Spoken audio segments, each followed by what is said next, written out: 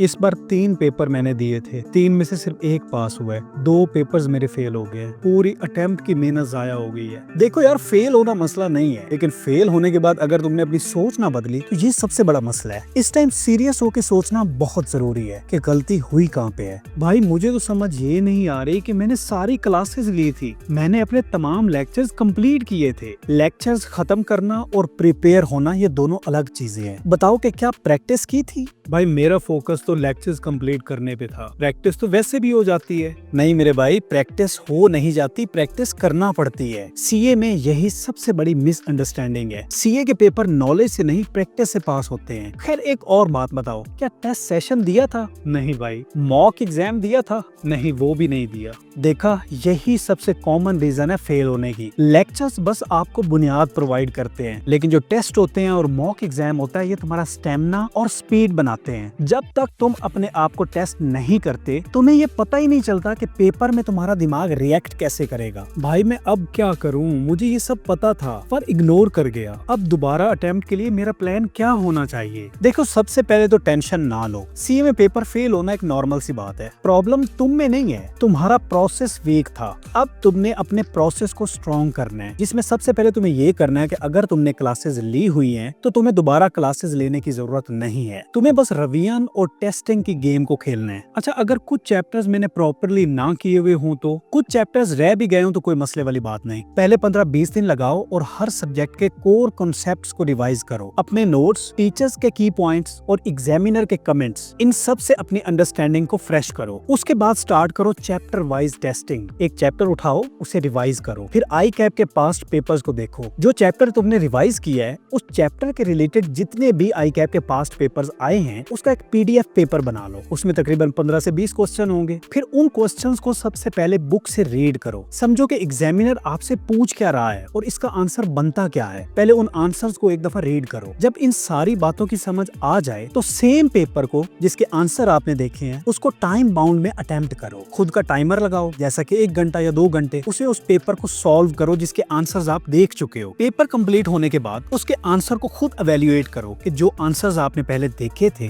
और जो अभी आपने अटेम्प्ट करके लिखे हैं, क्या वो मैच कर रहे हैं या नहीं कर रहे हैं। इससे आपको पता चलता जाएगा कि कहाँ पे मसला आ रहा है, कि आपको देखने के बाद भी वो कॉन्सेप्ट क्लियर नहीं हो रहा। उस कॉन्सेप्ट को दोबारा एक दफा रिवाइज करो, फिर नेक्स्ट चैप्टर पे चले जाओ। और जब चैप्टर खत्म हो जाए तो फिर हाफ बुक के लिए ऐसे करो और फिर फुल बुक के लिए भी ऐसे ही करो। बेहतरीन भाई। मतलब मुझे सबसे पहले चैप्टर वाइज टारगेट करने हैं, उनका टेस्ट देना है, फिर हाफ बुक का, फिर फुल बुक का, और फिर फुल बुक के 3 से 4 पेपर। बिल्कुल, इसको कहते हैं सेल्फ टेस्टिंग सिस्टम। सीए के पेपर्स पास करने का राज लेक्चर्स में नहीं है, टेस्टिंग में है। मैंने खुद इसी मेथड से FAR1, BMBS, जबकि मैंने पेपर दिया था उस टाइम BMBS भी थी, कंपनी लॉ और बिजनेस लॉ, मैंने ऐसे ही पास किए। मैंने इन सब्जेक्ट्स के लिए किसी टीचर से भी नहीं पढ़ा। मैंने बुक को खुद रिवाइज किया, फिर खुद ही टेस्टिंग की और ये मेरे पेपर पास हो गए विदाउट लेक्चर्स लिए। मुझे तो अपना ऑडिट का पेपर भी याद है कि मैंने ऑडिट के जो लेक्चर्स लिए थे वो हाफ बुक के लिए थे। जब मुझे समझ आ गई कि ऑडिट ऐसे होता है तो उसके बाद मैंने बुक को ही रिवाइज किया, उसकी टेस्टिंग की और वो पेपर भी मेरा पास हो गया। मैंने सेल्फ प्रैक्टिस और टेस्टिंग से ये पेपर निकाले हैं। मैं किसी टीचर पे रिलाई नहीं करता, मुझे बस कॉन्सेप्ट चाहिए होता है। अगर वो मुझे मिल जाए, चाहे मैं वो खुद पढ़ के ले लूं या किसी आंसर को देख कर समझ लूं, तो मेरे लिए वो काफी है। उसके बाद सारा काम टेस्टिंग का है। यहाँ पर तुम ये भी सोच रहे होगे कि क्या फेलियर हुई? हाँ, फेलियर हुई, लेकिन सिर्फ उस पेपर में हुई जहाँ पर मैंने ये काम नहीं किया था। मैंने सिर्फ लेक्चर लिए थे और वो पेपर अटेम्प्ट करने चला गया था, पेपर फेल हो गया था। दूसरों के एक्सपीरियंस से तुमको समझना पड़ेगा। जो अपनी जिम्मेदारी खुद लेता है वो पास कर जाता है। भाई ये प्लान तो बेहतरीन लगता है, लेकिन ऑनेस्टली मैं कॉलेज का टेस्ट नहीं देना चाहता। कोई बात नहीं, लेकिन पहली बात रिकमेंडेड यही है कि आप कॉलेज का टेस्ट सेशन दो। हाँ, अगर आप कॉलेज का टेस्ट सेशन देने में रिलक्टेंट हैं, आप जाना पसंद नहीं करते या आप देना ही नहीं चाहते, तो फिर आपको सेल्फ टेस्टिंग देना पड़ेगी। पहला रिकमेंडेड कॉलेज टेस्ट सेशन ही है। अगर कॉलेज टेस्ट सेशन नहीं देना तो फिर आपको अपना टेस्ट सेशन लेना है, खुद ही लेना है। खुद की अकाउंटेबिलिटी लो,